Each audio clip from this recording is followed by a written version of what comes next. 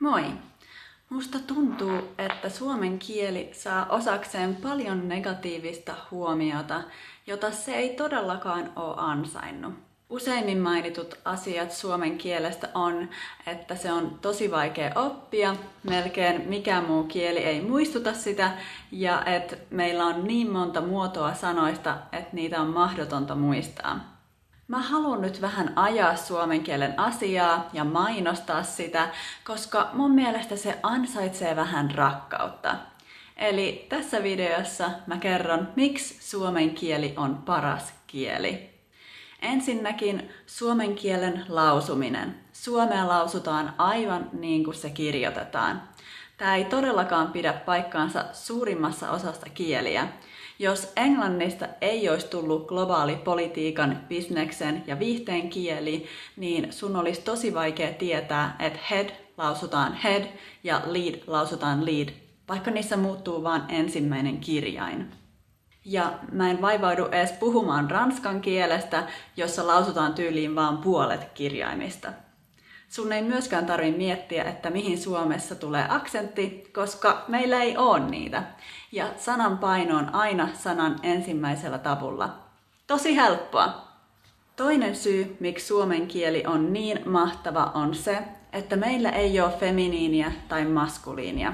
Romaanisissa kielissä asiat on joko feminiinejä tai maskuliineja, ihan niin kuin telkkari voisi olla tyttö tai poika. Ja sen mukaan määräytyy, mikä muoto adjektiivista tai verbistä pitää käyttää. Ja Saksassa on näiden lisäksi vielä neutraali. Ja kun puhuttelee jotain ryhmää, täytyy tietää, onko siinä vaan naisia vai myös miehiä. Mä oon nähnyt niin monta webinaaria nyt, jossa käytetään tosi paljon aikaa siihen, että sanotaan salutud, salutus, eli moi kaikki naiset ja miehet. Ja en tiedä, onko täällä miehiä, mä näen vaan naisia tällä hetkellä. Tää on niin rasittavaa. Suomen kielessä ei ole mitään tällaista sukupuolijakoa ja parempi niin. Sitten tämän lisäksi Suomen hän-pronomiini viittaa sekä miehiin että naisiin, tai oikeastaan mihin sukupuoleen tahansa.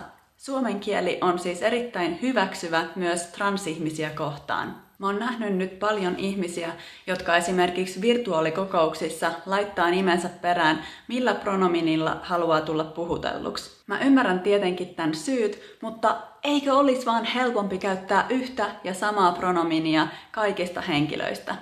Suomen kielessä ihmisistä puhutaan siis henkilöinä eikä sukupuolina. Suomen kielessä on varmasti muitakin hyviä puolia, mutta mä lopetan nyt ennen kuin mä suututan kaikki muita kieliä puhuvat. Mun sanoma nyt oli vaan se, ettei suomi ole niin paha kuin luullaan. Kyllä sä pärjäät. Kato tää video niin monta kertaa, että ymmärrät 75% ilman tekstityksiä. Mä toivotan sulle oikein ihanaa päivää ja nähdään ensi videossa. Moikka!